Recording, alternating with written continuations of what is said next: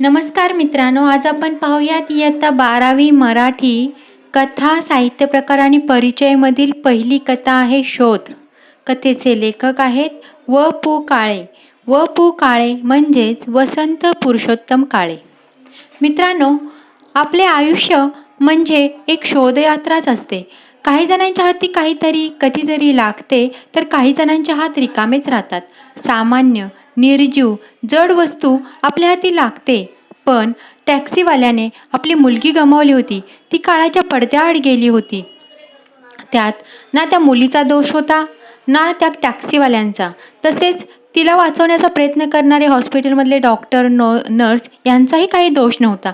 तरीही ती मुलगी सर्वांना सोडून गेली होती. आयुष्य हे असेच आहे. अत्युच्च चिरंतन असे आपल्या हाती लागतच नाही काही. शोध या पाठातील कथा नायिका अनु हिला आपल्या व्यक्तिमत्वाचा शोध घ्यायचा आहे. टॅक्सी ड्रायव्हरने घेतलेल्या वास्तवाचा शोध आहे. आणि अनु 1 रुपयाच्या नोटेसाठी एवढी भावनिक का होते याचा कथानक आणि मुक्ता यांना लागलेला शोध. हे सगळे शोध त्या 1 रुपयाच्या नोटेभोवती कसे फिरतात आणि आपल्याला ती कथा, आपल्या मनाला ती, आपल्या काळजाला ती कथा कशी भिडते हे आपण पाहूया शोध या कथेमध्ये. कथेचे लेखक आहेत व पु काळे, वसंत पुरुषोत्तम काळे. सुरुवातीला आपण लेखकांचा परिचय पाहूयात. हे मराठीतील सुप्रसिद्ध कथालेखक, निबंधकार, नाटककार, कादंबरीकार. कथाकथनाचे अनेक कार्यक्रम लोकप्रिय आहेत त्यांचे. कथा आकर्षकपणे सांगण्याची विलक्षण हातोटी, लोंबकळणारी माणसं, पण माझ्या हातांनी, पेन सलामत तो, ब्रह्मदेवाचा बाप, गुलमोहर, कर्मचारी, का रे भुललासी, एक सखे, वन फॉर द रोड, माया बाजार, स्वर, संवादिनी, वलय, मी माणूस शोधतोय असे अनेक कथासंग्रह प्रकाशित आहेत त्यांचे. आकर्षक कथानके, ओघवती निवेदन शैली आणि चटपटीत संवाद यामुळे वपूंची कथा वाचकप्रिय ही एक वाट एकटीची, पार्टनर या कादंबऱ्या, रात्र नको चांदणी हे नाटक आणि प्रपंच, पुन्हा प्रपंच या आकाशवाणीवरील लोकप्रिय नभोनाट्यांचे संग्रहही त्यांचे प्रकाशित आहेत. महाराष्ट्र शासनाचा पुरस्कार, पु भा भावे पुरस्कार आणि फाय फाउंडेशनचा पुरस्कार इत्यादी पुरस्कारांनी सन्मानित आहेत ते. व पु काळे मराठीतील सुप्रसिद्ध कथालेखक, निबंधकार, नाटककार, कादंबरीकार. कथाकथनाचे अनेक कार्यक्रम त्यांचे लोकप्रिय आहेत. कथा आकर्षकपणे सांगण्याची त्यांची विलक्षण हातोटी, लोंबकळणारी माणसं, पण माझ्या हातांनी, पेन सलामत तो, ब्रह्मदेवाचा बाप, गुलमोहर, कर्मचारी, का रे भुललासी, एक सखे, वन फॉर द रोड, माया बाजार, स्वर, संवादिनी, वलय, मी माणूस शोधतोय असे अनेक त्यांचे कथासंग्रह प्रकाशित आहेत. आकर्षक कथानके, ओघवती निवेदन शैली आणि चटपटीत संवाद यामुळे काय होतं, वपूंची कथेचे वाचक खूप प्रिय आहेत. ही वाट एकटीची, पार्टनर या कादंबऱ्या त्यांच्या आहेत. रात्र नको चांदणी हे नाटक आणि प्रपंच, पुन्हा प्रपंच या आकाशवाणीवरील लोकप्रिय नभोनाट्यांचे संग्रहही प्रकाशित आहेत त्यांचे. महाराष्ट्र शासनाचा पुरस्कार त्यांना मिळालेला आहे. पु भा भावे पुरस्कार मिळालेला आहे. फाय फाउंडेशनचा पुरस्कार इत्यादी पुरस्कारांनी सन्मानित होते ते. असे हे व पु काळे होते. त्यांनी बरंच साहित्य आपल्यासाठी सोडून गेलेले आहेत पाठीमागं. आता बघा, विपुल कथालेखन केलेल्या व पु काळे यांची शोध ही एक वैशिष्ट्यपूर्ण कथा आहे. कथारचनेच्या तंत्रांची अनेक वैशिष्ट्ये या कथेत स्पष्ट दिसून येतात. कथेचा आरंभ मनाची पकड कशी घेतो, अनु या प्रमुख व्यक्तिरेखेचा विकास, या कथानकातील प्रसंग आणि अन्य पात्रांशी येणारा संबंध आणि निवेदन यामधून कसा घडत जातो, कथाकाराने कथानकातील प्रसंग, उपकथानक यांची एकसंग गुंफण कशाप्रकारे केली आहे, विविध प्रसंगी कथानकाला आकस्मिकरित्या मिळणाऱ्या कलाटण्यामधून नाट्य कसे निर्माण होते, अनु आणि तिचा 1 रुपयाच्या नोटेचा शोध याभोवती सगळे कथानक कसे फिरत राहते आणि कथेच्या शेवटी रहस्याचा उलगडा कसा होतो इत्यादी प्रश्नांच्या अनुषंगाने कथेचा अभ्यास करावा. कथेचा विषय, पात्रे आणि प्रसंग यांच्या दृष्टीने अनुकूल भाषा, चटपटीत आणि प्रत्यक्ष जीवन व्यवहारासारखे वाटणारे सजीव संवाद हे अभ्यासण्यायोग्य आहेत. या कथेच्या विकासनाच्या अंगाने घेतलेला आस्वाद कथा अधिक चांगल्या प्रकारे समजून घेण्याच्या दृष्टीने उपयुक्त ठरेल. आता आपण कथेला सुरुवात करूया. अनु, आम्ही दोघं तुझी माफी मागतो, हवं तर, पण तू काहीतरी बोल, अशी गप्प बसू नकोस, मी एवढं म्हणालो तरी ती गप्पच राहिली. मी मुक्ताकडे पाहिलं, तिनंही माझ्याकडं त्याच नजरेनं पाहिलं. नंतर काय करावं हे आम्हाला दोघांनाही सुचेना. दिवस असता तर 15-20 मिनिटात बांधाबांध करून अक्षरशः अनुच्या खोलीवरून आम्ही पळ काढला असता. रात्री 12-12:30च्या सुमारास कुठं जाणार? अनुचं जेवण आटोपलं होतं. हात धुवायला न जाता ती तशीच पानावर बसून होती. अनु, मुक्तानं बोलण्याचा प्रयत्न केला. मुक्ताकडे नजर रोखीत अनु म्हणाली, तुम्ही रुपयाची ती नोट घ्यायला नको होती. बघा, कथेचा सुरुवात आपण करत आहोत. सुरुवातीला आपण आपल्याला काय सांगितले, अनु ही एक कथानायिका आहे आणि ती तिचं जेवण झालेलं आहे तरी त्या हात न धुवायला जाता त्या ताटावरती तशीच बसून होती. त्या जेवणाच्या पानावरती तशीच बसून होती. आणि कथानक आणि मुक्ता ह्या पहिल्या पॅरेग्राफमध्ये आपल्याला ही 3 पात्र दिसतात, अनु, कथानक आणि मुक्ता. मग ते कथानक आणि मुक्ता आहे ते अनुची माफी मागतायत की आम्ही दोघं तुझी माफी मागतो, पण तू काहीतरी बोल, असं अनुला विनवण्या करतायत. अशी गप्प बसू नकोस. मी मुक्ताकडे पाहिलं, म्हणजे त्या कथानकाने काय केलं, मुक्ताकडे पाहिलं, त्यांच्या बायकोकडे पाहिलं. तिनंही माझ्याकडे त्याच नजरेला पाहिलं. दोघांनी एकमेकांना पाहिलं. नंतर त्यांना काय करावं हे काहीच सुचेना. त्यांचं म्हणणं असं आहे की जर दिवस असता तर 15-20 मिनिटात बांधाबांध करून अक्षरशः अनुच्या खोलीवरून आम्ही पळ काढला असता. अनु काहीच बोलत नव्हती. मग ते दोघं म्हणतात की जर दिवसच असता तर रात्र होती ना, पण दिवस असता तर आम्ही दोघांनी काय केलं असतं, तर आमच्या सामानांची बांधाबांध करून अनुची खोलीतून आम्ही निघून गेलो असतो. पण रात्री 12-12:30च्या सुमारास आम्ही जाणार कुठं? असं ते सांगतायत. अनुचं जेवण आटपलं होतं. हात धुवायला न जाता ती तशीच पानावर बसून होती. अनु, मुक्तानं बोलण्याचा प्रयत्न केला. मुक्ताकडे नजर रोखीत अनु म्हणाली, तुम्ही रुपयाची ती नोट घ्यायला नको होती. मग अनु काही बोलत नव्हती. म्हणून अनुला मुक्ताने विचारले, अनु काहीतरी बोल, अगं काहीतरी बोल. तेव्हा अनु म्हणाली की तुम्ही ती 1 रुपयाची जी नोट होती ती तुम्ही घ्यायला नको होती. तिच्या स्वरातील नाराजी, कडवटपणा आम्हा दोघांना जिव्हारी लागला. अनु समोरून उठली. हातून घडलेली चूक कशी सुधारावी यावर विचार करण्यात अर्थ नसल्यामुळे मी त्यावर मुळीच विचार करत नव्हतो. कारण घडलेली घटना दुरुस्त करता येईल या स्वरूपाची नव्हती. सकाळपर्यंतचे काही तास अनुच्या खोलीवर कसे काढायचे एवढाच प्रश्न होता. एकमेकांशी या विषयावर न बोलता तोच प्रश्न दोघांना सतावतो आहे हे दोघांनी ओळखलं होतं. सकाळी तरी जाताना आम्ही काय करणार होतो, 100 वेळा बाई गं आमचं चुकलं असंच म्हणत अपराध्याप्रमाणे जिना उतरणार होतो ना. छे, it was just a problem आणि ब्लेमसुद्धा. बघा, अनुनं जसं सांगितलं की तुम्ही ती नोट घ्यायला नको होती, तेव्हा तिच्या स्वरातील नाराजी म्हणजे ती नाराज होती. कडवटपणा आम्हा दोघांना जिव्हारी लागला. म्हणजे आम्हाला कसं तरी झालं, ती नाराज होती. तिचा जो नाराजीचा स्वर होता तो ऐकून आम्हाला कसं तरी झालं असं कथानक सांगतात.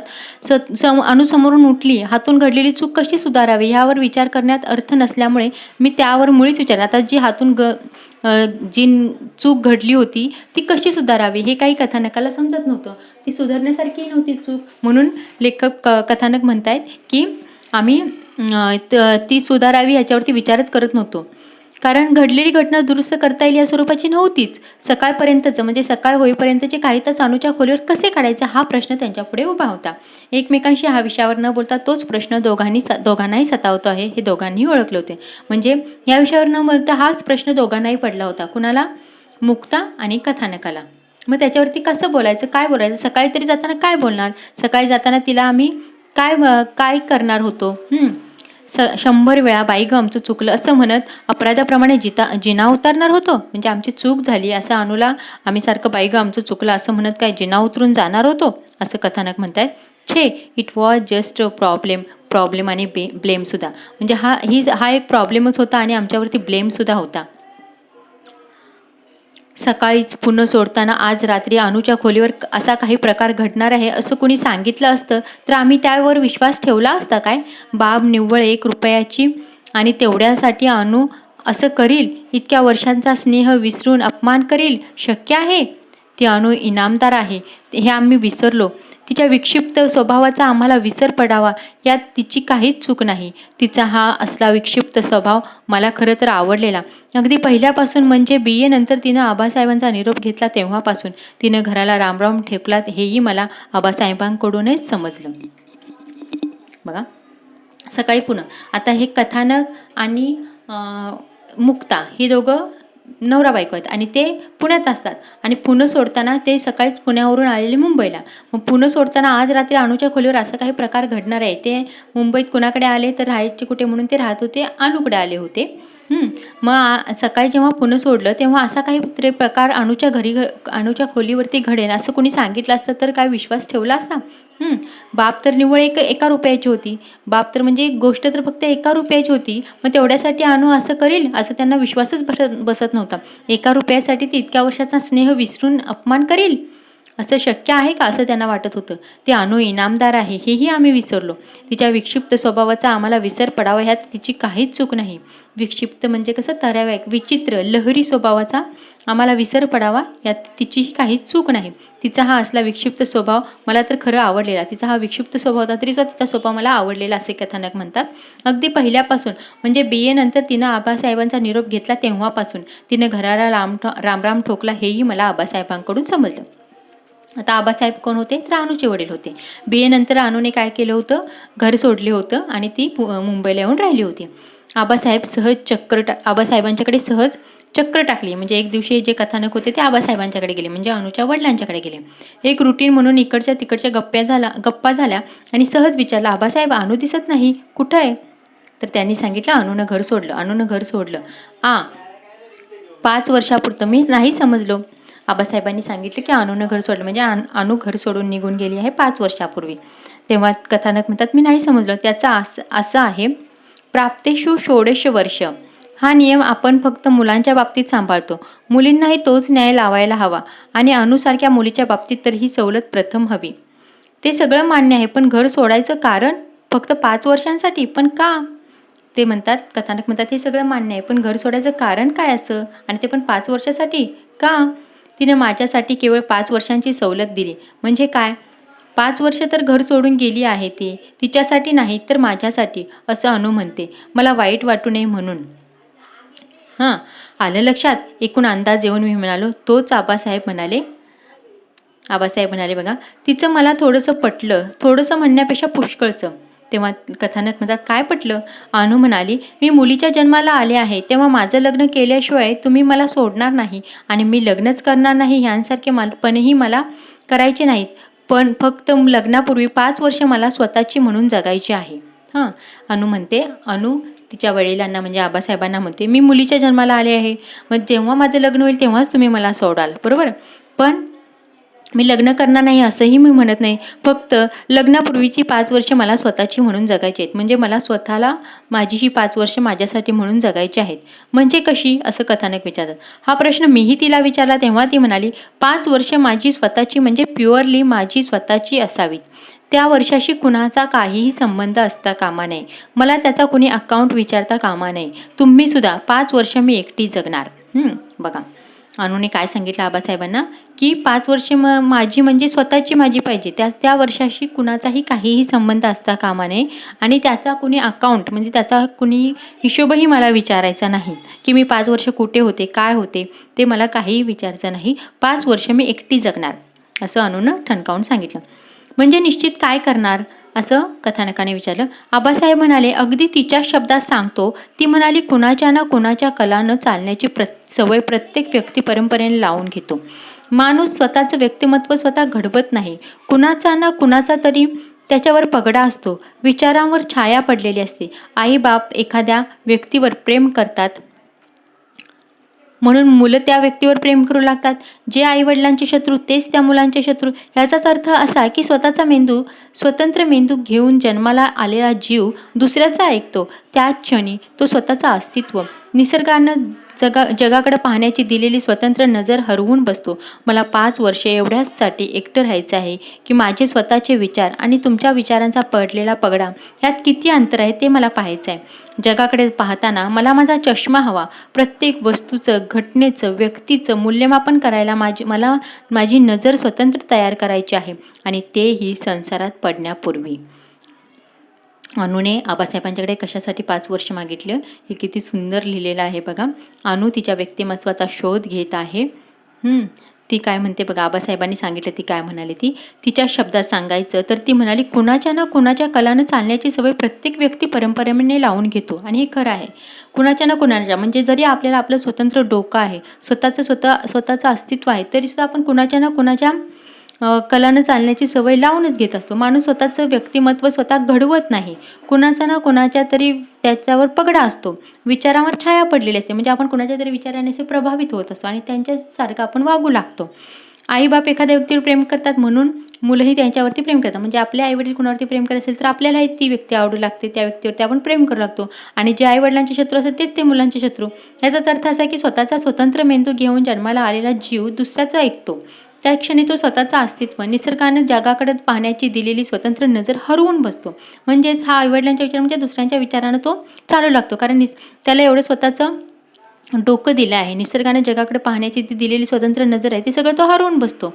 मला 5 वर्ष एवढ्यासाठी एकटं राहायचं आहे की माझं स्वतःचे विचार, तुमच्या विचारांचा पडलेला पगडा म्हणजे माझे जे विचार आहेत आणि तुम्ही माझ्यावरती जे तुमचे जे विचार आहेत तुमचे जे विचार आहेत त्यांचा जो विचारांचा पडलेला पगडा आहे, यात किती अंतर आहे ते मला पाहायचं आहे. जगाकडे पाहताना मला माझा चष्मा हवा. म्हणजे मला माझ्या दृष्टीने ह्या जगाकडे पाहायचं आहे. प्रत्येक वस्तूचं, घटनेचं, व्यक्तीचं मूल्यमापन करायला मला माझी नजर स्वतंत्र तयार करायची आहे आणि तेही संसारात पडण्यापूर्वी. यासाठी अनुनं 5 वर्षासाठी हे घर सोडलं होतं. स्वतःचे अनुभव स्वतःच जमा करायचे आहेत. समाजात मिसळल्याशिवाय समाज समजत नाही आणि व्यक्तीही कळत नाहीत असं ती म्हणते. समाज ही विशाल अर्थानं व्यक्तीच असते आणि व्यक्ती घटक रूपानं समाजच असतो. समाज ही विशाल अर्थानं व्यक्तीच असते. म्हणजे जो समाज आहे तो व्यक्तीनेच बनलेला आहे. म्हणजे समाज ही एक कशी विशाल अर्थाने एक व्यक्तीच आहे आणि व्यक्ती ही घटक रूपानं समाजच असतो. म्हणजे व्यक्ती मिळूनच समाज म्हणतो आणि समाजात व्यक्तीच असतात असं ते म्हणतात. असं एका महाराजांचं विधान ती नेहमी ऐकवते. पण त्यावरही ती असं म्हणते की हे त्यांचं मत झालं. मला त्यातलं सत्य शोधायचं आहे. म्हणजे ती नक्की काय करणार? असं कथानक विचारतात. तर नोकरी. मग ते म्हणतात कसली? आधी नर्सिंग शिकणार, नंतर ती नर्स होणार. नर्स? हो, नर्सच का? असं त्यांना विचारतात. हे 2 दिवसापूर्वी पाठवलेल्या पत्रात लिहिले. म्हणजे तिनं जे पत्र पाठवले त्याच्यामध्ये असं लिहिले की नर्स अगोदर ती नर्सिंग शिकणार आणि नर्स होणार म्हणून. मग ते नर्सच का असं तेव्हा ते म्हणतात की असं पत्रात तिनं लिहिले. आहे का पत्र? दाखवताना? तर ते म्हणतात की पत्र आहे का ते? कथानक विचारतात आबासाहेबांना, पत्र आहे का ते? तर आबासाहेब म्हणतात हो, दाखवतो ना पत्र. आबासाहेबांनी पत्र दाखवलं. मजकुरातील त्या 2 ओळी विलक्षण होत्या. जीवनाचं सार त्या 2 वाक्यात होतं. मला ते सुभाषित वाटलं. नर्सिंगचा पेशा का निवडला हे सांगताना अनुनं लिहिलं होतं, आबा, इस्पितळ आणि पेशंट हे विश्व असं आहे की सुख आणि दुःख इथं खऱ्या स्वरूपात भेटतात. बघा, अनुनं तिच्या पत्रामध्ये काय लिहिलं होतं की तू नर्सिंग का करणार? त्याचं उत्तर तिने लिहिलं होतं की इस्पितळ आणि पेशंट म्हणजे हॉस्पिटल आणि पेशंट हे एक विश्व असं आहे की सुख आणि दुःख इथं खऱ्या स्वरूपात भेटतात. म्हणजे जगातील जे सुख आणि दुःख आहे ते इथं खऱ्या स्वरूपात भेटतात. अनुनं मुंबईत केईएममध्ये नोकरी मिळवली. हॉस्पिटलच्या समोरच्या गल्लीत एका 3 मजली इमारतीत तिनं खोलीही मिळवली, सजवली. अनुनं मुंबईत बिराड थाटल्यामुळे मुंबईत उतरायचं कुणाकडे हा जर आमचाही प्रश्न मस्त सुटला होता. बघा, ह्याच अनुने काय केलेलं होतं, मुंबईत केईएम हॉस्पिटल आहे तिथे नोकरी मिळवली होती आणि तिथल्या समोरच्या गल्लीत एका 3 मजली इमारतीत तिने काय केलेली, खोली भाड्याने घेतली होती. ती खोली सजवली होती, तिथे ती राहत होती. म्हणजे तिथं अनुनं बिराड थाटलं होतं. मग मुंबईत उतरायचं कुणाकडे हा जो प्रश्न होता कथानक यांचा, तर त्यांचा प्रश्न मस्त सुटला होता. आमच्या प्रत्येक खेपेत अनुनं काहीतरी नवा टप्पा गाठल्याचं आम्ही पाहत होतो. ती पोरगी केवळ वयानं वाढत नव्हती, अनुभवानं समृद्ध होत होती, समजुतीनं वाढत होती. तिनं निवडलेल्या व्यवसायात ती हरवली होती. ते तिचं विश्व बनलं होतं. तिनं अख्खं केईएम जिंकलं होतं. Doctors, surgeons, physicians, dean, matron, तिच्या समव्यवसायी भगिनी आणि पेशंट मंडळीसुद्धा त्यांनी जिंकले होते. बघा, अनुने काय झालं, आता कथानक कधी अनुकडे जायचे तर प्रत्येक खेपे त्यांना असं जाणवायचं की अनुनं काहीतरी नवीन टप्पा गाठला आहे. मग ती पोरगी कशी वयानं फक्त वाढत नव्हती तर अनुभवाने सुद्धा समृद्ध होत होती, समजुतीनं वाढत होती. तिनं जो व्यवसाय निवडला होता नर्सचा जो पेशा होता त्यात ती कशी हरवून गेली होती. ते तिचं विश्व बनलं होतं. म्हणजे तेच तिचं विश्व आहे असं तिला वाटत होतं. तिनं अख्खं केएम जिंकलं होतं. म्हणजे ते केएम हॉस्पिटलमधले सगळे doctor, surgeon, physicians, dean, matron आहेत, हे त्यांना सगळ्यांना त्यांनी जिंकून घेतलं होतं. तिच्या समव्यवसायी भगिनी आणि पेशंट मंडळींना सुद्धा तिनं जिंकून घेतलं. म्हणजे ती तशी त्यांच्याशी चांगली वागत होती, त्यामुळं सगळ्यांना ती हवीशी होती. हे सगळं पाहून मी तिला एकदा म्हणालो होतो, अनु, तू डॉक्टरच व्हायला हवं होतंच. हे सगळं पाहिल्यानंतर कथानक तिला म्हणाले की तू नर्स होण्यापेक्षा डॉक्टरच व्हायला हवं होतंस. तेव्हा ती म्हणते का? तुझी बुद्धी, कामावरची निष्ठा, स्टॅमिना हे सगळं पाहिलं की वाटतं नर्सिंगच्या व्यवसायात तू वाया जात आहेस. तुझी कॅलिबर डॉक्टर होण्याची आहे. तेव्हा ते एक कथानक तिला समजून सांगतात की तुझी जी बुद्धी आहे, तुझ्या कामावरची जी निष्ठा आहे, तुझी स्टॅमिना आहे, म्हणजे तुझं काम करण्याचं जी स्टॅमिना आहे, क्षमता आहे, हे सगळं पाहिलं की वाटतं तू नर्सिंगच्या व्यवसायात उगीचच वाया जात आहेस. तुझी कॅलिबर डॉक्टर होण्याची आहे. तुझी कॅलिबर डॉक्टर होण्याची म्हणजे तुझी जी क्षमता आहे ती डॉक्टर होण्याची आहे. म्हणजे काय? अनु पटकन म्हणाली, म्हणूनच तर मी नर्स झाले ना. मग तेव्हा कथानक म्हणतात, म्हणजे काय? डॉक्टर होणं सोपं आहे असं मला वाटत गेलं. मला जितकी बुद्धी परमेश्वराने दिली आहे तेवढी बुद्धी, शिक्षण, परवडण्याइतका पैसा आणि तुफान अभ्यास करण्याची तयारी, इतक्या भांडवलावर कुणीही डॉक्टर होऊ शकेल. मी तर नक्कीच झाले असते.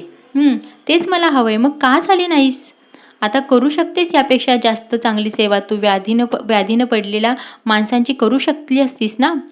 तेव्हा अनु काय म्हणते बघा, डॉक्टर होणं सोपं आहे. अनुच्या मते डॉक्टर होणं सोपं आहे, कारण तिला त्याच्यासाठी जी बुद्धी हवी असते ती सुद्धा आहे तिच्याकडे. परमेश्वराने तिला दिली आहे. शिक्षण, परवडण्या इतका पैसाही आहे, तुफान अभ्यास करण्याची तयारीही आहे. इतक्या भांडवलावरती कुणीही डॉक्टर होऊ शकलं असतं असं ती म्हणते. अनु म्हणते मग कथानक म्हणतात, तेच मला हवंय. मग तू झाली का नाहीस डॉक्टर? आताही करू शकतेस तू यापेक्षा जास्त चांगली सेवा. म्हणजे तू आताही डॉक्टर बनून यापेक्षा चांगली सेवा करू शकतेस. तू व्याधीनं पेटलेल्या माणसांची करू शकली असती जास्त सेवा.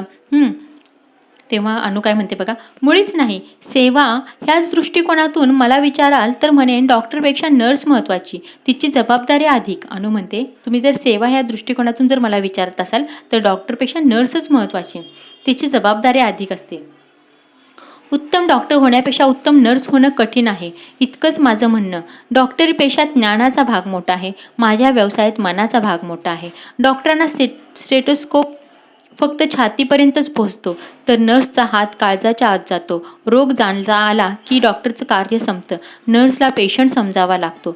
मला रोगाची माहिती नकोच आहे, मला माणसांची माहिती हवी आहे. म्हणूनच मला हा पेशा महत्त्वाचा वाटतो. मी आमच्या डीन साहेबांना नेहमी म्हणते की तुम्ही डॉक्टर मंडळी फक्त रोग्यांचा ताप पाहून मोकळे होता. आम्ही ताप आणि मनस्ताप दोन्हींचं निवारण करायची धडपड करतो. बघा, अनुनं सांगितलं की तिला नर्स का व्हायचं होतं.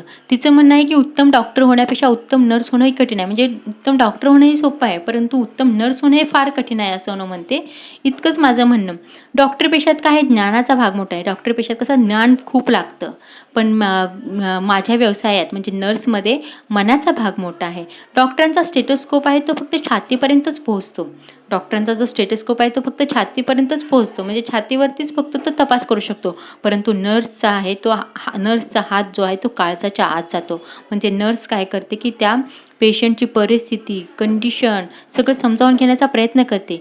रोग जाणता आला की डॉक्टरचं कार्य संपतं. त्या पेशंटला काय झालं हे समजलं की डॉक्टरचं कार्य संपलं. परंतु नर्सला पेशंट समजून घ्यावा लागतो. परंतु नर्सचं काम काय, तर तो पेशंट समजून घेणे, त्याची नातेवाईक, त्याची घरची परिस्थिती हे सगळं नर्सला समजून घ्यावं लागतं. मला रोगाची माहिती नकोच आहे, मला त्या पेशंटला काय रोग झाला आहे त्याची माहिती नको आहे, पण मला त्या माणसाची माहिती हवी, त्या पेशंटची माहिती हवी आहे. म्हणूनच मला हा पेशा महत्त्वाचा वाटतो. म्हणजे तिचं म्हणणं आहे की नर्स हा पेशा डॉक्टरपेक्षा कसा महत्त्वाचा आहे ते तिने पटवून सांगितले आहे.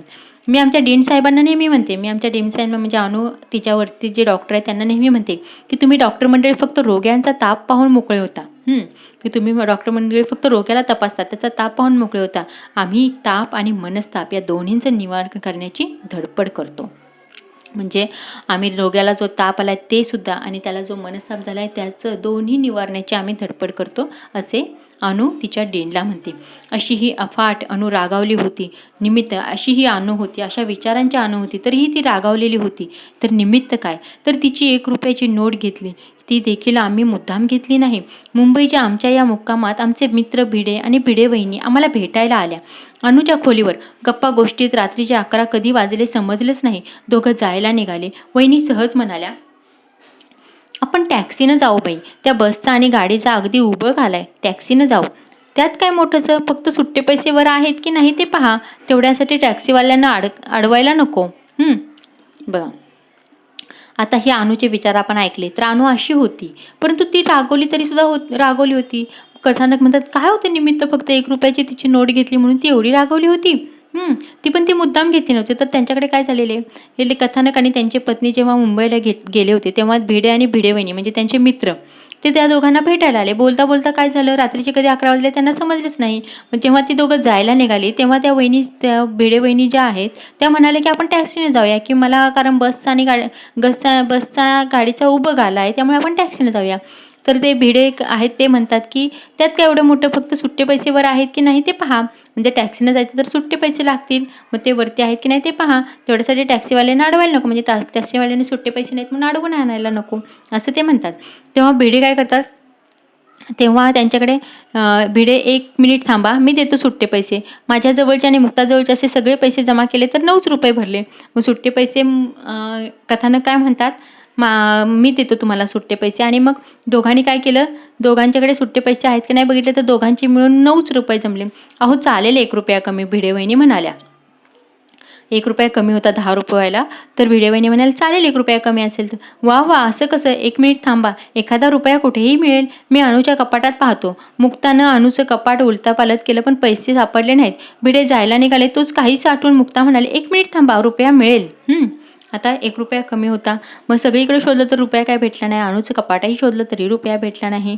मग ते जायला निघाले. तेवढ्यात मुक्ता काय म्हणाली, 1 मिनिट थांबा, रुपया मिळेल.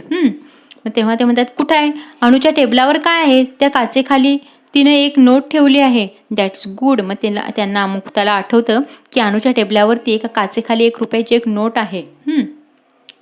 मग मी आणि भिड्यानी टेबलावरची ती अखंड काचवर उचलली. मुक्तानं पटकन खाली हात घालून नोट काढून घेतली आणि भिडे पती पत्नी निघून गेले. मग यांनी काय केलं, जी काचेखालची जी नोट होती ती काढण्यासाठी टेबलावरची काच उचलली आणि मुक्तानं काय केलं, पटकन खाली जे हात घालून नोट काढून घेतली आणि मग भिडे पती पत्नी निघून गेले. अनु कामावरून परतली. तिच्या रिवाजाप्रमाणे तिनं आंघोळ केली. मग ती पानावर बसली. आम्ही दिवसभराच्या हकीकती सांगितल्या आणि मध्येच मुक्तानं काचेखालची नोट भिड्यांना दिल्याचं सांगितलं. अनु आली घरी. आता भिडे वहिनी आणि भिडे निघून गेले. परंतु नंतर अनु कामावरून आल्यानंतर तिनं काय केलं, तिच्या नेहमीच्या रीतिरिवाजाप्रमाणे म्हणजे रोज ती आल्यानंतर आंघोळ करत असेल तशी तिने आंघोळ केली. मग ती जेवायला बसली आणि दिवसभर काय काय झालं ते कथानक आणि मुक्ता यांनी सांगायला सुरुवात केली. आणि मध्येच मुक्तानं काय केलं, काचेखालची नोट भिड्यांना दिल्याचं सांगितलं. एकाएकी अनुचा नूर बदलला. अनु गप्प झाली. आम्हाला चोरट्यासारखं झालं. मी घाईघाईनं म्हणालो, सुट्टे पैसे आणतो उद्या आणि लगेच तुझी नोट.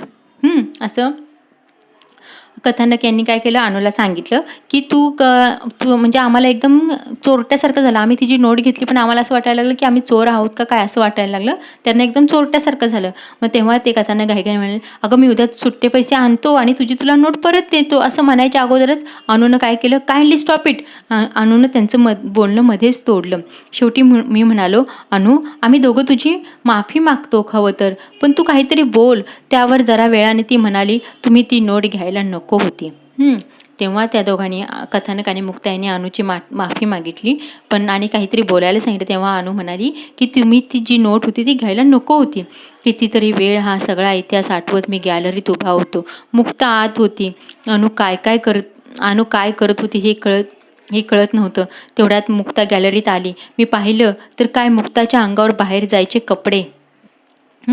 तेव्हा हा सगळा इतिहास आठवत काय झालं, कथानक जे आहेत ते बाहेर गॅलरीत उभा होते आणि तेवढ्यात मुक्ता आत आली. अनु काय करत होती, मुक्ता आत होती आणि अनु काय करत होती हे काय माहीत नव्हतं, कळत नव्हतं. तेवढ्यात मुक्तानं काय केलं, गॅलरीत आली आणि मुक्ताच्या अंगावरती कसे बाहेर जायचे कपडे, आता बाहेर जाताना आपण वेगळे नवीन कपडे घालतो, ते मुक्ताच्या अंगावरती होतं. मग तेव्हा ते कथानक, हे काय, तर मुक्ता म्हणते बाहेर जायचं आहे. आत्ता कुठं, तर मुक्ता म्हणते भिड्यांकडं कशाला, असं कथानक विचारतात. त्यांच्याकडे ती नोट अजून असेल का ते पाहायचं आहे, असं अनु म्हणाली.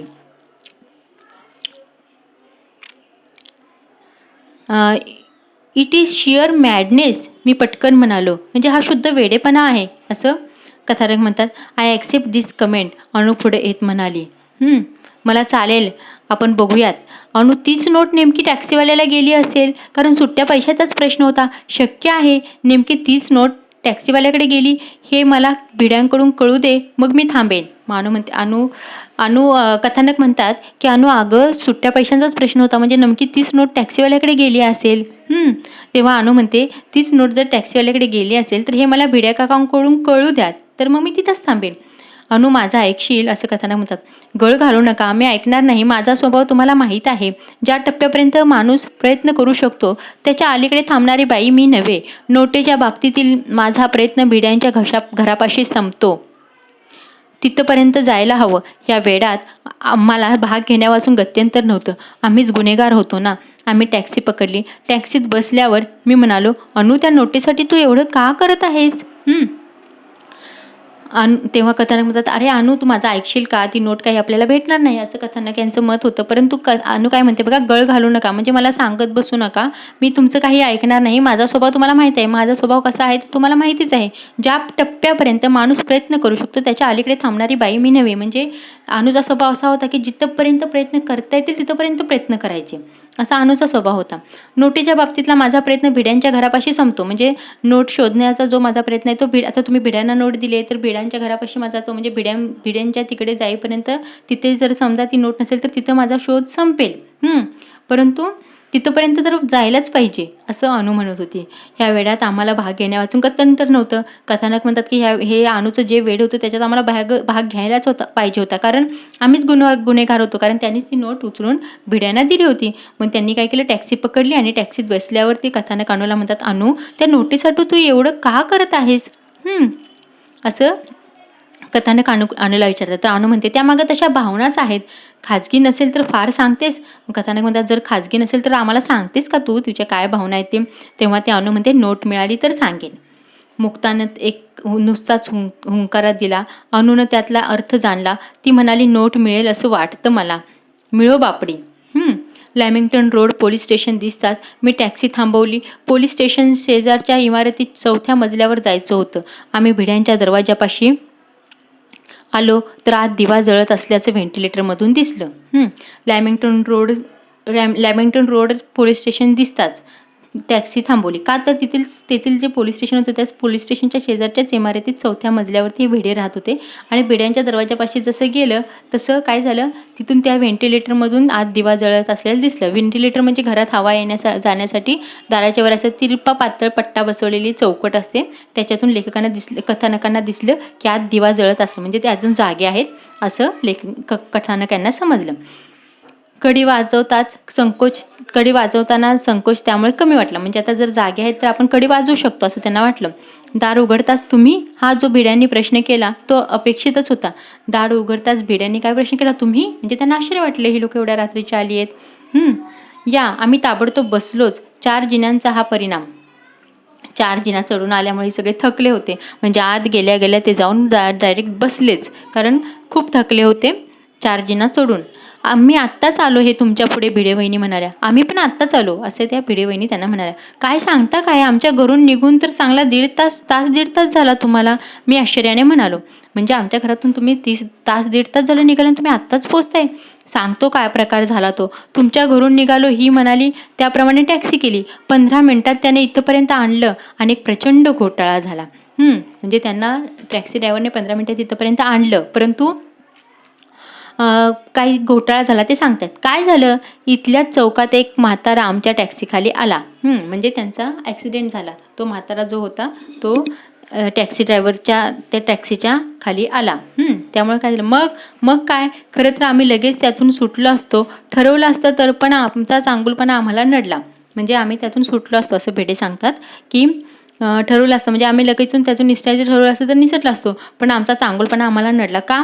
टॅक्सीवाल्याची 1% देखील चूक नव्हती. तेव्हा टॅक्सीवाल्याला वाचवायचं म्हणून त्याच्या बाजूनं जबानी द्यायला आम्ही पोलीस स्टेशनवर गेलो. म्हणजे जो प्रकार झाला त्याच्यामध्ये टॅक्सीवाल्याची काहीच चूक नव्हती, मग त्याच्या बाजूनं जबान दिली पाहिजे असं भिडे यांना वाटलं, कारण त्यांचा चांगुलपणा त्यांना नडला. म्हणून त्यांना वाचवायचं म्हणून आम्ही त्याच्या बाजूनं जबानी द्यायला पोलीस स्टेशनवर गेलो. आणि तो म्हातारा मुक्तानं विचारलं तर त्या म्हाताऱ्याला नायरमध्ये ॲडमिट करून आलो ना असं भिडेंनी सांगितलं. तेव्हा अनुमधली नर्स जागे झाली. आता कितपत लागलं, आता जो ॲक्सिडेंट झाला त्याच्यामध्ये त्या म्हाताऱ्याला किती लागलं असं अनुनं विचारलं, कारण शेवटी ती नर्स आहे ना, तिच्यामधील नर्स जागे झाली. तेव्हा नो होप्स भिड्यांनी सांगितलं, म्हणजे काही आशा नाही आहे, म्हणजे जास्त लागलं त्याला. बरं मग काय, हॉस्पिटलमधून पोलीस स्टेशन जबान्या स्टेटमेंट्स, पोलीस स्टेशन आपलं शेजारीच आहे म्हणून बरं आहे.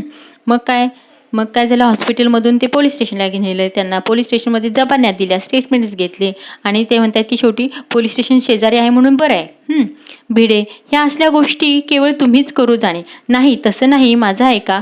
पोलीस बिलीस लचाण मलाही झेपणारं नाही. मला क्यू आली त्या टॅक्सी ड्रायव्हरची. बिचारा नुकताच त्या व्यवसायात आलेला. तुम्ही आमच्या पाठोपाठ आता कसे काय आलात? कथानक भिडेंना म्हणतात की असले पोलीस चौकी वगैरे हे असले तुम्हीच ते करू जाणे, तुम्हालाच ते फक्त जमणार आहे. तेव्हा भिडे म्हणतात की नाही, हे तसं नाही आहे, माझं आहे का. पोलीस बिलीस लचाण मलाही झेपणार नव्हतं, म्हणजे पोलीस बिलीसच्या भानगडीत पडणं मलाही झेपणार नव्हतं. पण मग मला काय झालं, क्यू आली त्या टॅक्सी ड्रायव्हरची, कारण तो बिचारा नुकताच त्या व्यवसायात आलेला होता. त्या व्यवसायात नवीन होता तो ड्रायव्हर होता आणि त्याची काही चूक पण नव्हती. तुम्ही आमच्या पाठोपाठ आता कसे काय आलात? आमच्या आगमनाचं कारण कितीही चमत्कारिक असलं तरी ते सांगावं लागणारच होतं. अनुकडे नजर टाकीत मी म्हणालो, भिडे साहेब, मगाशी आपण जी टेबलावरची काचेच्या खाली ठेवलेली नोट काढली ना, त्या नोटीसाठी आम्ही आलो आहोत. त्या नोटीच्या बाबतीत आमच्या अनुच्या तशाच काही भावना आहेत. आता येण्याचं कारण कितीही चमत्कारिक, म्हणजे कितीही किरकोळ असेल तरी ते कारण तरी सांगावंच लागणार होतं. म्हणून अनुकडे बघत कथानक म्हणाले, भिडे साहेब, मगाशी तुम्हाला जी काचे काढून जी 1 रुपयाची नोट दिली त्याच्याशी आमच्या अनुच्या काही भावना जोडलेल्या आहेत, तर त्यासाठी ती नोट आम्हाला परत हवी आहे, म्हणून आम्ही आलो आहेत. अहो, आणि तीच नोट नेमकी गेली असेल तर मग माझा शोध खुंटला असं समजून मी गप्प बसेन. मग ते म्हणतात, भिडे म्हणतात, जर तीच नोट आमच्याकडून जर गेली असेल तर मग तर अनु म्हणते, माझा शोध इथेच थांबला असं मी समजून गप्प बसेन. लेटस ट्राय असं म्हणत भिड्याने त्यांचं पैशाचं पाकिट आणलं. त्यातले कप्पे शोधले. त्यात एक 10ची नोट, एक 2 रुपयाची नोट आणि बाकी सगळी नाणीच होती. तेव्हा ते म्हणतात, आय एम सॉरी. छे, त्यात तुमची काहीच चूक नाही असं म्हणत अनु उठलीच. ते म्हणतात की त्यात तुमची काहीच चूक नाही. अनु म्हणते, तुमची काहीच चूक नाही असं म्हणत ती उठली. आम्ही दरवाजापाशी आलो, म्हणजे ते निघाले. तेवढ्यात भिडे म्हणाले, 1 मिनिट थांबा. तेव्हा त्यांना म्हटलं, बोला. तुमचा शोध खुंटला असंच काही म्हणता येणार नाही. भिडे म्हणतात की तुमचा शोध इथं थांबला असं म्हणता येणार नाही. कसं काय? अनुनं उत्सुकतेने विचारलं. तुमची नोट अगदी सुखरूप पोलिसांच्या पहाऱ्यात आहे असं समजा. तेव्हा भिडे म्हणतात की तुमची नोट अगदी सुखरूप आहे, पण कुठं आहे तर पोलिसांच्या पहाऱ्यात आहे समजा. म्हणजे त्यांनी जी नोट टॅक्सी ड्रायव्हरला दिली असेल, तो टॅक्सी ड्रायव्हर अजूनही पोलिसांच्या पहाऱ्यात असणार आहे, म्हणून ते म्हणतात की तुमची नोट अगदी सुखरूप आहे असं समजा. म्हणजे अख्खं लॅमिंग्टन रोड पोलीस स्टेशन त्यांच्यासाठी पहारा करते त्या नोटीसाठी. म्हणजे त्यांचं बोलण्याचं हे बघा की ते अख्खं लॅमिंग्टन रोड पोलीस स्टेशन, जे पोलीस स्टेशन आहे त्या तुमच्या नोटीसाठी पहारा करते. त्यांना नीट सांगा हो. भिडे वहिनींनी भिड्यांना माफक प्रमाणात दम भरला. म्हणजे भिडे काका त्यांना भिडे वहिनींनी सांगितलं की तुम्ही नीट सांगा, त्यांना समजणार कसं, सगळं सांगतो असं म्हणत भिड्यांनी शर्ट चरवला. येतेस का तू? त्यांनी वहिनींना विचारलं. कुठं पण? Lamington road police स्टेशनात. आपला टॅक्सीवाला तिथंच असेल ना अजून. मग ते म्हणतात, भिडे वहिनींना म्हणतात की तू पण येतेस का माझ्याबरोबर? तर ती म्हणते, कुठं? त्या वहिनी म्हणतात, कुठे? अरे लॅमिंग्टन रोड पोलीस स्टेशनात. म्हणजे जो टॅक्सीवाला अजून तिथंच असेल ना, ज्याला नोट दिली तो तिथंच असेल. अगं बाई, खरंच की, चला. ब्लॉकला कुलूप लावून आम्ही निघालो. म्हणजे ते सगळेच निघाले. आता इथं अनु, मुक्ता, कथानक आणि भिडे काका आणि भिडे वहिनी हे सगळेच निघाले. या भिडे साहेब, इन्स्पेक्टर साळवींनी स्वागत केलं तिथं. म्हणजे हे सगळे पोलीस स्टेशनमध्ये गेले. तिथे इन्स्पेक्टर साळवी होते, त्यांनी त्यांचं स्वागत केलं. तुम्हाला थोडी तसदी. It's all right. काम बोला. तो मगाचाच टॅक्सीवाला. अरे तुम्हाला तो बराच आवडलेला दिसतोय. सालच आहे की नाही? तर ते भिडे म्हणतात की तुमच्याकडे थोडंसं काम होतं. तर ते बोलतात, चालतंय, काम तरी बोला. इन्स्पेक्टर साळवी म्हणाले, तो मगाचाच टॅक्सीवाला. अरे तर ते इन्स्पेक्टर साळवी म्हणतात की तुम्हाला तो बराच आवडलेला दिसतोय. सालच आहे की नाही? Yes, you are right. नवशिका आहे, चांगला एज्युकेटेड आहे, म्हणून त्याला हेल्प करावीशी वाटली. He was not at all fault. म्हणजे त्याचा काहीच त्याच्यामध्ये दोष नव्हता. त्याला भेटायचं आहे पुन्हा? ते विचारतात. तेव्हा ते इन्स्पेक्टर विचारतात की त्याला भेटायचं आहे का तुम्हाला पुन्हा? हां, इथं असता तर त्या टॅक्सीत आमची पिशवी राहिली त्या गोंधळात. म्हणजे ते म्हणतात की त्यांनी आता कारण सांगितलं की त्याला भेटायचं, तर कारण काय सांगायचं? तर म्हणतात की त्याच्या टॅक्सीत आमची पिशवी राहिली आहे, त्यासाठी त्याला भेटायचं आहे. टॅक्सीवाल्याला पाचारण करण्यात आलं. म्हणजे टॅक्सीवाल्याला बोलवण्यात आलं. पलीकडच्या खोलीतून तो आला आणि भिड्यांना त्यांना नमस्कार केला. साळवींच्या परवानगीनं आम्ही त्याला घेऊन बाहेर आलो. म्हणजे साळवींनी परवानगी दिली की त्याचा तुमची पिशवी राहिली तर ती घेऊन या, अशी त्यांना परवानगी दिली. You have obligated me like anything. टॅक्सीवाला भिड्यांनी भरून आलेल्या आवाजात म्हणाला. म्हणजे टॅक्सीवाल्याला वाईट वाटलं. ते ठीक आहे हो. मग आमच्याकडे पाहत तो म्हणाला, साहेब खरंच सांगतो टॅक्सीवाल्यांना कुणीही एवढी मदत करत नाही. आज 12च्या भावात जात होतो. किती बोलू किती नको असं झालं होतं त्याला. म्हणजे बऱ्याच वेळी काय होतं, काही अपघात झाला तर टॅक्सीमध्ये जे पॅसेंजर आहेत ते टॅक्सीवाल्यांना तिथंच सोडून आपल्या आपल्या मार्गाने निघून जातात. परंतु भिडे वहिनी आणि भिडे जे आहेत त्यांनी त्याला तसं केलं नाही. त्याची पूर्ण मदत करण्याचा प्रयत्न केला. तेव्हा तो टॅक्सीवाला म्हणतो की टॅक्सीवाल्याला एवढी कुणीच मदत करत नाही. आज मी 12च्या भावात जात होतो, म्हणजे आता मला शिक्षा झाली असती. किती बोलू किती नको असं झालं होतं त्याला. म्हणजे ह्याच्यावरती किती बोलू किती नको असं त्याला वाटत होतं. संपलं तुमचं? भिड्याने विचारलं. तो आता आयुष्यभर संपायचं नाही. माझं एक काम करा, म्हणाले ते. मघाशी मी तुम्हाला भाड्याचे पैसे दिले, त्यातली 1 रुपयाची नोट मला बदलून घ्यायची आहे. ही विचित्र मागणी ऐकून त्याला नवल वाटलं. पण फार काही न दर्शवता तो म्हणाला, त्या नोटीवर फोन नंबर वगैरे लिहून ठेवलेला दिसतोय. आता ती 1 रुपयाची नोट होती. मग तो टॅक्सी ड्रायव्हर त्याला आश्चर्य वाटलं. 1 रुपयाच्यासाठी 1 रुपयाचं त्याला नवल वाटलं. पण त्याने काहीही दाखवलं नाही. त्याला वाटलं की त्या नोटेवरती काहीतरी फोन नंबर वगैरे लिहून ठेवलाय. नाही, नोटांवर लिहायची मला सवय नाही, भिडे म्हणाले. या इकडे. आम्ही सगळे दिव्याच्या उजेडात आलो. टॅक्सीवाल्याने खिशात होत्या नव्हत्या तेवढ्या सगळ्या नोटा काढून भिड्यांच्या हातात न मोजता दिल्या. यातून घ्या शोधून. अनु झटकन पुढे झाली. सगळ्या नोटा पाहिल्या. अनुला हवी ती नोट नव्हतीच. चला जाऊया. तुम्हाला सगळ्यांना मी फार त्रास दिला. पुन्हा माझ्या खोलीवर तुम्ही कधीही उतरणार नाही, असं अनु म्हणाली. ए वेडे, थांब तर खरी, मी म्हणालो. भिडे साहेब, काय झालं सांगता का? टॅक्सीवाल्यांना विचारलं. भिड्यांनी थोडक्यात सरळ सांगितलं की त्याला विचारलं, नंतर तुम्ही कुठंच गेला नाही तर तुमच्याकडची नोट जावी कशी? भिड्यांनी सांगितलं की तुम्ही जर आता तिथून तुम्ही डायरेक्ट जर पोलीस स्टेशनमध्ये आलात, तुम्ही कुठंच गेले नाही तर तुमच्याकडची नोट जाईलच कशी? अर्ध्या तासापूर्वी समोरच्या हॉटेलात पाव उसळ खायला गेलो होतो. साळवी साहेबांना विचारून आज जेवायला मिळालं नव्हतं. आम्ही गप्प होतो. तेवढ्या टॅक्सीवाला म्हणाला, नोट मिळेल साहेब. ते मग तुमच्याकडची नोट जाईल कशी असं भिडे त्यांना विचारतात टॅक्सी ड्रायव्हरला. तेव्हा टॅक्सी ड्रायव्हर सांगतो की अर्ध्या तासापूर्वी मी समोरच्या हॉटेलमध्ये उसळ पाव खायला गेलो होतो. तेव्हा कारण त्या टॅक्सी ड्रायव्हर दिवसभर जेवला नव्हता ना, त्यामुळे तो उसळ खायला गेलेला होता तिथं. तेव्हा आम्ही सगळेजण गप्प होतो. तेवढ्या टॅक्सीवाला म्हणाला, नोट मिळेल तुम्हाला साहेब. कशी काय? पोलीस लोकांसाठी हे हॉटेल जवळजवळ रात्रभर उघडच असतं. चहा पाण्यासाठीच चला, प्रयत्न करूया. म्हणजे ते हॉटेल आहे ते पोलीस लोकांसाठी दिवस-रात्र उघडच असतं. तुम्ही चला चहा पाण्यासाठी आपण प्रयत्न करूया. लॅमिंग्टन रोड पोलीस स्टेशन समोरच ते हॉटेल होतं. हॉटेलचं शटर टॅक्सीवाल्यानंच उघडलं. दार उघडता उघडता त्यानं शंकर, ओ शंकरराव अशा हाका मारल्या. शंकरराव बाहेर आले. शंकरराव, जरा सुटे पैसे द्या. शंकररावांनी काउंटर खालचा ड्रॉवर उघडला. बंडल नोटा देऊ नका समोर साळवी साहेबांच्याकडे ह्या नोटा जायच्या आहेत. बंडल नोटा देऊ नका म्हणजे बनावट नोटा देऊ नका असे ते म्हणाले. समोर साळवी साहेबांच्याकडे साहेबांच्याकडे म्हणजे इन्स्पेक्टर साळवी आहे त्यांच्याकडे ह्या नोटा जाणार, त्यामुळे बनावट नोटा देऊ नका असे सांगतात ते. शंकररावांनी रुपयाचं बांधलेलं बंडल काउंटरवर ठेवलं. तिथला दिवा लावला आणि ते म्हणाले, तुम्हाला हव्या त्या नोटा पाहून घ्या. मग तुम्हाला ज्या पाहिजेत त्या नोटा पाहून घ्या असे ते म्हणाले. मग तर झालं. टॅक्सीवाल्याने 100ची नोट शंकररावांना दिली आणि रुपयाच्या नोटांच्या पुडग्याला बांधलेला रबर बँड शंकररावांनी काढून घेतला. भिडे साहेब, या अनुकडे पाहत भिड्याने विचारलं, नोट कशी ओळखायची? तर नोट ओळखायची कशी एवढ्या नोटांमध्ये असं अनुला भिडे साहेबांनी विचारलं. त्याच्यावर लाल अक्षरात बॉलपेननं सुनीता असं नाव लिहिले. नोट मिळाली. शंकररावांच्या आभार मानित आम्ही रस्त्यावर आलो. अनु, आता धीर धरणं अशक्य आहे. ह्या नोटेचा इतिहास सांगायला हवा. नोट तर मिळाली, पण ह्या नोटेसाठी अनुने एवढा का हे घेतला त्याचं आम्हाला कारण आता समजायला हवं. आता त्यांना धीर धरवत नव्हता, ह्याचं कारण कळायलाच हवं. नोटेचा इतिहास तू अनु आम्हाला सांगायलाच हवा असं ते म्हणायला लागले. आजचा दिवस निराळाच. मुंबईत रात्री 2-2:30 वाजता दुकानाच्या पायरीवर बसून असं काही ऐकण्याचा योग आमच्या आयुष्यात येणार आहे यावर मीही विश्वास ठेवला नसता. आम्ही फुटपाथवर आलो. शंकररावांनी शटर बंद करून घेतलं होतं. हॉटेलच्या मार्बलच्या पायऱ्यावर रात्री 2:30 वाजता मी, मुक्ता, भिडे पती-पत्नी आणि तो टॅक्सीवाला आणि अनु असे बसलो. रस्त्यावरच्या दिव्यांचा प्रकाश सगळ्यांच्या अंगावर पडला होता. अशा वातावरणात भरून आलेल्या आवाजात अनुनं हकीकत सांगायला प्रारंभ केला. त्या नोटेचा इतिहास सांगायला अनुने सुरुवात केली. नर्स म्हणून मी 5 वर्ष हॉस्पिटलमध्ये काम करत आहे. महिन्या-दीड महिन्यापूर्वीची कथा. लहान मुलांच्या वॉर्डमध्ये माझी ड्युटी होती. तिथं मला खरं तर उभं राहवत नाही, पण ड्युटी आली की टाळता येत नाही. एके दिवशी सकाळी एक 8-9 वर्षाची मुलगी ॲडमिट करावी लागली. तिची आशा सगळ्यांनी सोडलेली होती. मुलीबरोबर तिची आई, मावशी आणि बिल्डिंगमधल्या 10-12 बायकांचा घोळका होता. त्या सगळ्यांना मी बाहेरच्या बाहेर थोपवलं. मग भराभरा आमच्या हालचाली सुरू झाल्या. पायाला, हाताला नळ्या लागल्या. ब्लड ट्रान्सफ्युजन, सलाईन याशिवाय ऑक्सिजन पण दिला. हे सगळं अर्थात नातेवाईकांच्या समाधानासाठी आणि नशिबाचा 1% असतो त्याच्यासाठी.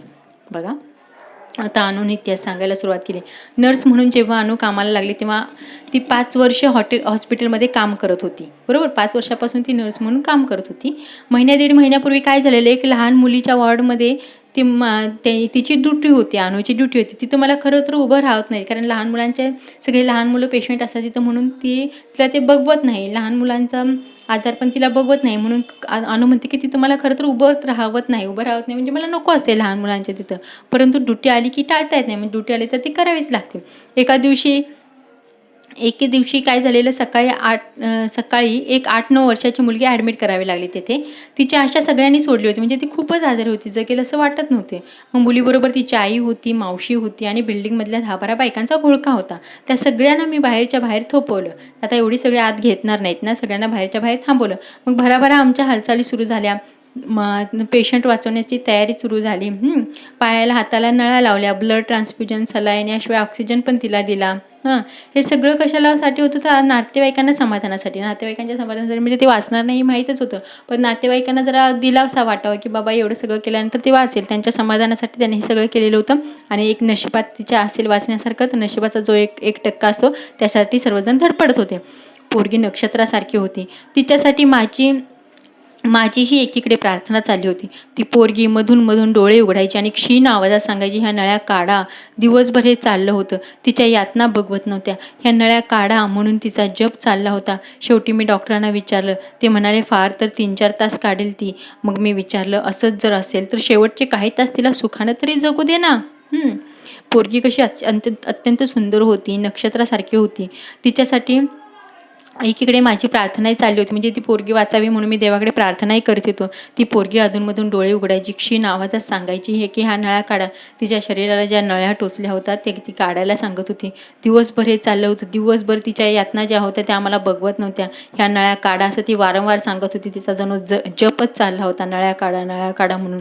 मग शेवटी डॉक्टरांना विचारलं तिनं, तर डॉक्टर म्हणाले की फार 3-4 तासच ही जगेल म्हणून. मग तेव्हा अनु म्हणते की जर असंच असेल तर शेवटचे काही तास तरी तिला सुखानं जगू द्या, म्हणजे ह्या तिला नळ्या टोचल्या त्याही दुखत असतील तिला.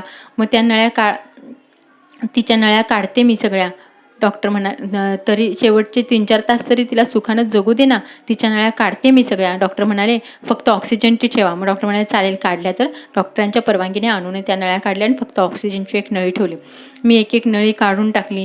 तिनं डोळे उघडले. क्षीण पण लागवी आवाजात ती म्हणाली, ताई थँक्यू. मी तिला म्हणाले, बेटा लवकर बरं व्हायचं, ही एवढी नळी मात्र काढायची नाही हां. एक ऑक्सिजनची नळी होती, ती फक्त काढू नको म्हणून सांगितलं. मी उद्या भेटेन, तुझ्यासाठी गंमत आणीन. तिनं मान हलवली. म्हणजे अनुने काय केलं, सगळ्या नळ्या काढून टाकल्या, फक्त ऑक्सिजनची एक नळी चालू ठेवली आणि ती म्हणाली, बेटा तू लवकर बरं हो, मी तुला उद्या काहीतरी गंमत घेऊन येईल हां. तिनं हो म्हणून मान हलवली. दुसऱ्या दिवशी मी ड्युटीवर गेले. अनु दुसऱ्या दिवशी ड्युटीवर गेली. ती गोड पोरगी आदल्याच दिवशी गेली होती. त्यानंतर 15 दिवसांनी त्या मुलीची आई माझा शोध घेत पुन्हा हॉस्पिटलमध्ये आली. अनु गेली आणि ती मुलगी आदल्याच दिवशी सोडून गेली होती, काळ्याच्या पडद्याआड गेली होती. त्यानंतर 15 दिवसांनी काय झालं, मुलीची आई अनुचा शोध घेत हॉस्पिटलमध्ये आली.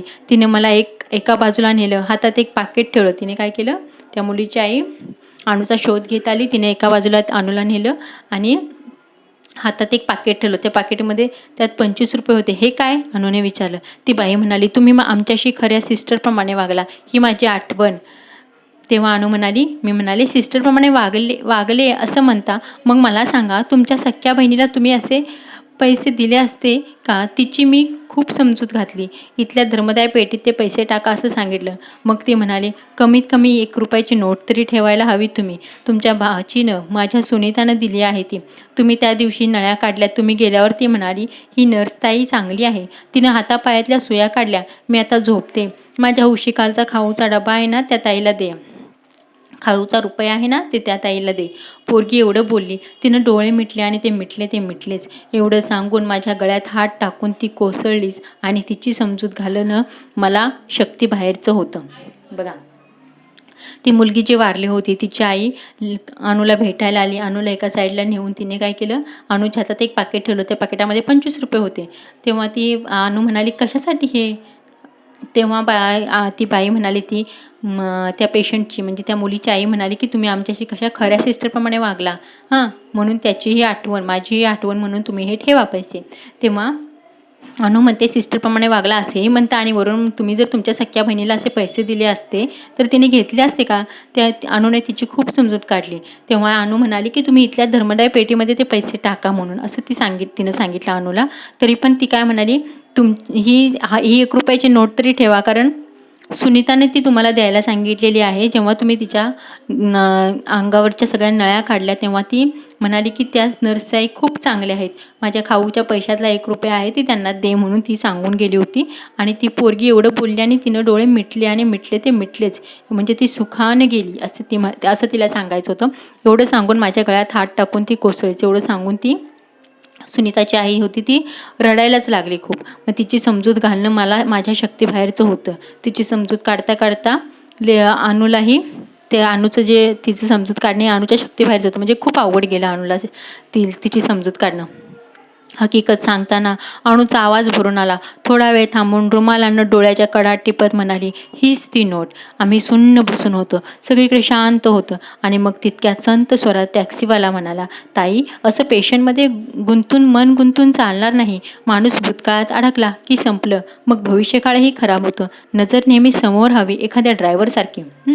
हा सगळा प्रकार चालू असताना सगळ्यांचा अनुचा आवाज भरून आला आणि थोडा वेळ सगळेजण थांबून रुमालानं डोळ्यांच्या कडा टिपत ती म्हणाली, हीच ती नोट. ह्या नोटीसाठी मी एवढी धडपड केली, तीच ही नोट. म्हणून आम्ही सगळे सुन्न बसून होतो. आम्ही सगळे शांत बसून होते. सगळीकडे शांतता होती. आणि मग तितक्यात संत स्वरात म्हणजे हळूहळू स्वरात तो टॅक्सीवाला म्हणाला, ताई, असं पेशंटमध्ये मन गुंतून चालणार नाही. माणूस भूतकाळात अडकला की सगळं संपलं. की तुम्ही असं पेशंटमध्ये मन गुंतवून चालणार नाही, कारण माणूस जर भूतकाळात अडकला तरी सगळं संपलं. मग भविष्यकाळही खराब होतो. म्हणजे आपण जर भूतकाळातच राहिलो सारखं तर आपला येणारा जो भविष्यकाळ आहे तोच तर खराब होतो, असं तो टॅक्सी ड्रायव्हर म्हणत होता. नजर नेहमी समोर हवी. नजर नेहमी समोर म्हणजे जे समोर येईल ते करत राहिलं पाहिजे. एखाद्या ड्रायव्हरसारखी नजर नेहमी समोर हवी. आता माझंच पहा ना, माझा पेशा टॅक्सी ड्रायव्हरचा नव्यानेच सुरू केला आहे. केव्हा टॅक्सीत अशा व्यक्ती येऊन बसते की वाटते की हा पॅसेंजर टॅक्सीतून उतरूच नाही. म्हणजे कधी अशा व्यक्ती येऊन बसतात की असं वाटतं की हा जो पॅसेंजर आहे, हा जो प्रवासी आहे तो टॅक्सीतून खाली कधी उतरूच नाही. पण त्यांचंही डेस्टिनेशन ठरलेलं असतं. म्हणजे त्यांचंही शेवटचं ठिकाण ठरलेलं असतं ना.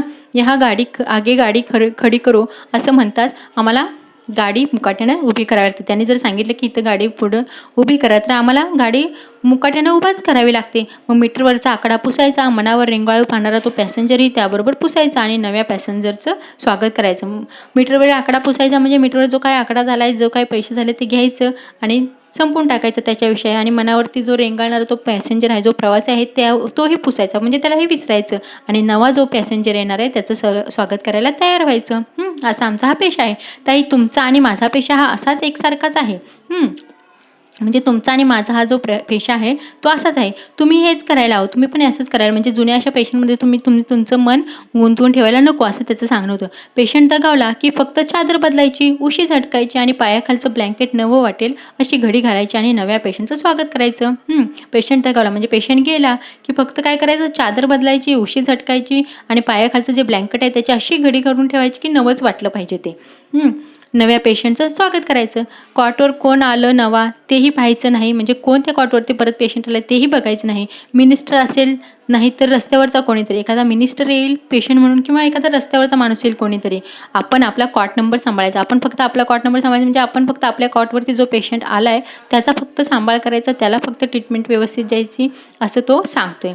त्याचा शब्दाने शब्द भिडत होता, म्हणजे त्याचा शब्दाने शब्द खरा वाटत होता. अनु फक्त रडत नव्हती. इतकंच तिने विचारलं की सगळ्याच गोष्टी विसरता येतात का? मानूने विचारलं, असं थोडीच आहे की सगळ्याच गोष्टी विसरता येतात का? येत नाही ना, पण काय करणार? ह्या रुपयाच्या नोटामागं तुम्ही धावत एवढ्या अपरात्री आलात. नोट एक जड वस्तू शोधल्यावर सापडणार आहे, म्हणूनच आम्ही सर्वांनी ह्या वेडेपणात भाग घेतला. तेव्हा जेव्हा अनु विचारते की सगळ्याच गोष्टी विसरता येतात का असं विचारतात, तो म्हणतात येत नाहीत ना, पण काय करणार, तुम्ही ह्या रुपयाच्या एका नोटेसाठी तुम्ही इथपर्यंत अपरात्री धावत आलात. नोट होती ती एक जड वस्तू होती, शोधल्यावर सापडणारी होती, म्हणूनच आम्ही सर्वांनी तुमचा हा जो वेडेपणा होता त्यात भाग घेतला. पण ताई, हातातून निसटलेल्या सगळ्याच गोष्टी अशा परत मिळत नाहीत. म्हणजे आपल्या हातातून गेलेल्या सगळ्याच गोष्टी परत मिळतील असं नाही. या एका आठवणीपायी वेड्यापेशा होत तुम्ही धावाधाव केली, म्हणजे तुमची ती नोट हरवली म्हणून तुम्ही एवढी धावाधाव केली. कारण तुमच्या वेड्या भावना त्याच्याशी जोडलेल्या होत्या.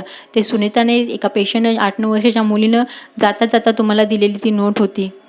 त्यासाठी तुम्ही वेड्यापेशा होत तुम्ही इथपर्यंत धावाधाव केली, तुम्ही नोट मिळवलीत, तुम्ही भाग्यवान आहात. शोध घेण्याचं तुमचं काम फार सोपं होतं. म्हणजे ह्या ₹1 नोटीचा शोध घेण्याचं, ₹1 नोटीचा शोध घेण्याचं काम फार तसं सोपं नव्हतं, पण तरीही तुम्ही शोध घेऊ शकला असं त्याचं म्हणणं होतं. सोपं? माझ्यापेक्षा नक्कीच सोपं. कसं काय?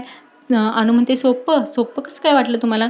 तर तो टॅक्सी ड्रायव्हर म्हणतो, माझ्यापेक्षा तरी नक्कीच सोपं होतं. तर ते अनु म्हणते, कसं काय? माझी वस्तू मला कधीच परत मिळणार नाही. एका नोटेसाठी तुमची ही अवस्था झाली. तुमची ही नोट हरवली तर तुमची अवस्था अशी झाली. मला सांगा ताई, माझी प्रत्यक्ष मुलगी जेव्हा कायमची सोडून गेली तेव्हा मी काय केलं असेल, काय करावं आणि काय सांगता? म्हणजे ती जी मुलगी होती सुनीता नावाची, ती ह्या टॅक्सी ड्रायव्हरचीच मुलगी होती. मग तो टॅक्सी ड्रायव्हर म्हणतो की तुम्ही तुमचं नोट शोधण्याचं काम केलं, तुम्हाला नोट मिळालीही, पण अशा काही वस्तू असतात, अशा काही गोष्टी असतील की त्या परत मिळतीलच असं नाही. तेव्हा ती जी मुलगी होती ती टॅक्सी ड्रायव्हरचीच होती. माझी ही गेलेली मुलगी मी कुठं शोधू?